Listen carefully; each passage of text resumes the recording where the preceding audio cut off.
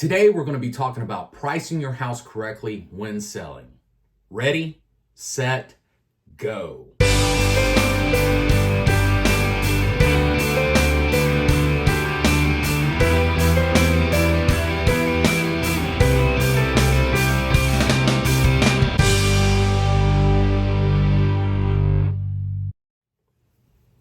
Welcome back. And as always, I am Paul Trogdon with Sweet T Realty, Caldwell Banker, Seacoast Advantage. And today we are going to be discussing pricing your house correctly when selling. Now, if you're new to my channel, if you would, take a moment, like, subscribe, and thank you. Now, let's go ahead and start with the do nots. We don't want to do this thing. Number one, we don't want to overprice the home.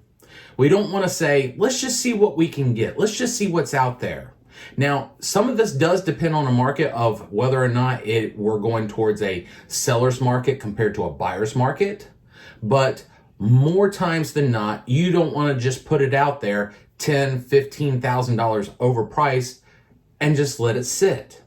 The reason why we do not want it to just sit is usually the first 2 weeks is when the iron strikes hottest. That's when we're getting the most looks. That's when agents are calling about it. So we do not want to waste the valuable time right up front. Number two, we don't want to price the home per square footage. Now, you see that square footage is always in there, and you always see that it's a part of it, and you might even know how much you bought your house per square foot. But the last thing you want to do is sell it per square foot. And here's one of the reasons why. Let's say you're in a tract neighborhood. In other words, multiple homes are the same home. You know, they might have 10 different models that are built throughout the neighborhood. Now, let's say the house right across the street happens to be a reverse floor plan, but it's the same number of bedrooms, bathrooms, and same square footage. Now, if that house happens to have laminate flooring, Formica countertops, and white appliances, but your house has wood, tile, granite countertops, and stainless steel appliances, my question to you is, are you going to pay the same price for the house? Are you going to list your house for the same price as the house across? I would hope that the answer would be nope, because we don't want to do that. So, number three, we don't want to underprice the house. Now, stop, because you're like, well, I've heard. I'm not talking about a little bit to generate, buzz around or anything along those lines that might result in a possible bidding war. But what I'm talking about is 15 to 20% under. Several things happen. It's like, what's wrong with the property? Or, just from a standpoint of, man, everything else is going for that. It's going for this. Eek. So you don't want to underprice your home either. Another thing that you do not want to do is use Zestimates and or straight up online analysis. Now, as much as everybody loves to look and try and speak into the real estate market, this is one of the no-nos that I say you want to be very careful of. And here's the reason why. Number one, they haven't been inside your house. They don't know what's all going on. They usually go off tax records, number two. So you want to be careful, because if they're just going off tax records, your home might be priced way over that. And what we usually find is that they can be off tens of thousands.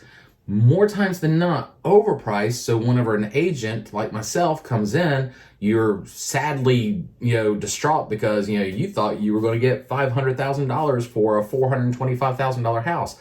But what you didn't realize is you were close enough that this online analysis calculator took into consideration that there was a business right down the road. And so all of a sudden it skewed the numbers. And of course, you don't know where they're getting their numbers from. So you want to be careful with that. And just to be honest with you, just don't do it.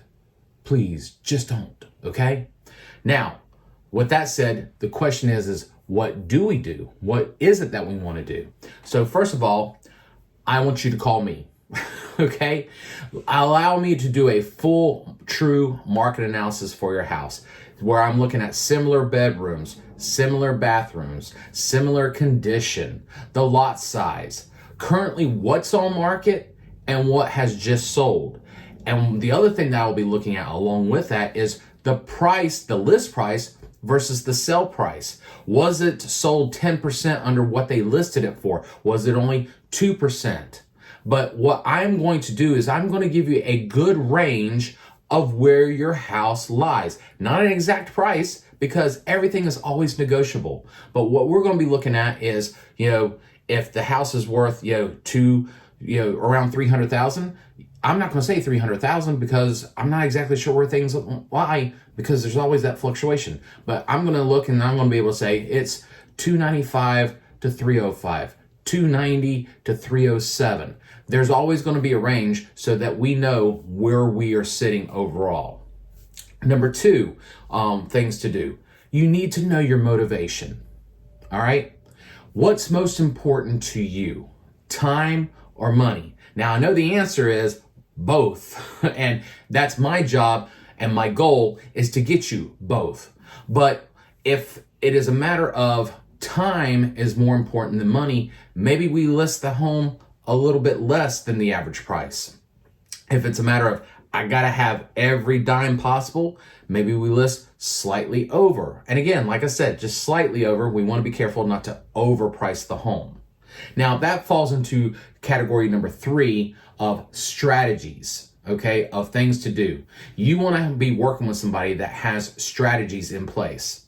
So here's one of the strategies that I would consider. So let's say we do have that house range of 295 to 305. All right, but where do we want to land at?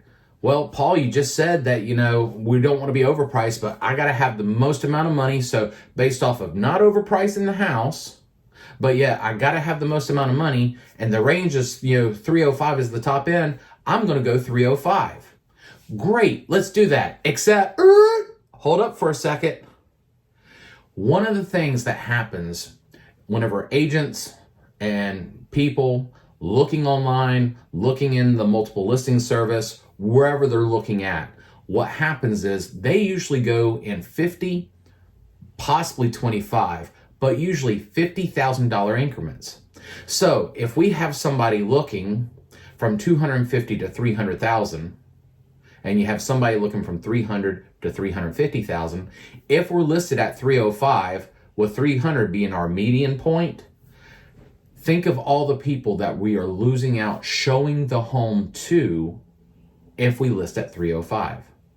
So one of the strategies would be is, hey, let's list right at 300. Now we've doubled our audience and potential buyers for you. So that's one of the strategies we want to look at.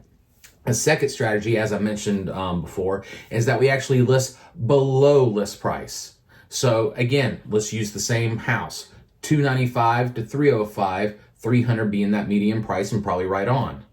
We might want to come on at 295 to drum up the business, to possibly get that multiple offer and that bidding war. But we want to try and get as many eyes on it as possible. Now, again, I'm not talking about from a standpoint of like, boom, 15, 20, 25% and coming on at 275 for a house that's worth 300,000. No. I'm talking about from a standpoint of hey, look, most of these houses were selling around 300 and they came on at 293, 295. What's going on with this? This is interesting. I want to see what's going on with this house. Okay? Now, the third strategy is built into what I do, but it's creative marketing. That's one of the things that I feel like I do very well, is I like to name houses and go off characteristics of the home. But whenever people are looking at 3, 4, 5, 6 homes, I want our home to stick out. So I have not just flyers or an MLS sheet just sitting on the countertop. I have beautiful, beautiful books made, little handbooks basically about the house, beautiful pictures, the write-up about it, top things to know about the home. And then, like I said, I like to name the homes that gives the characteristic. So whenever they walk away from 5 homes, we're going to be in their top 3 just for the sheer enjoyment and excitement of them knowing, hey, guess what? I remember the Ba-da-ba home. So those are some strategies. So now that you know, you are ready to price your home accurately. But do you want to bypass a couple of the things that I mentioned? Because some of that deals with me personally, using an agent. Do you have the tools?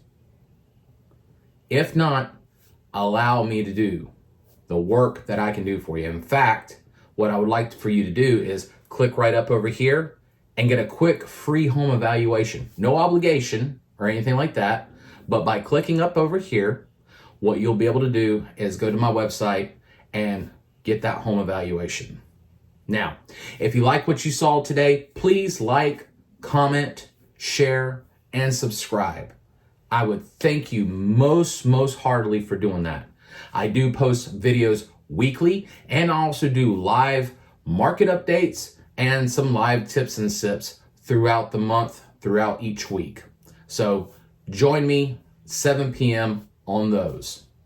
Now, with everything said and done, at the end of the day, I want you sitting on your front porch sipping sweet tea. With that, have a blessed day, everybody.